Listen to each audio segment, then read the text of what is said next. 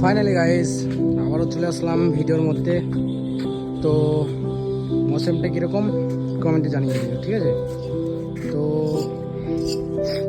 কিছু কিছু গাছ দেখাচ্ছি তোমাদেরকে। এই যে লেবু গাছটা দেখছো, এই যে লেবু গাছটাই কতটা লেবু এসেছে, কিন্তু লেবু একটাও খেতে পাইনি গাইস, বুঝলে? ফাইনালি লেবু কোনোদিনই পাইনি। ফাইনালি দেখাই যাক কি হয়, লেবু কবে আসবে। এতদিন সালা আমি ওয়েট করে থাকবো।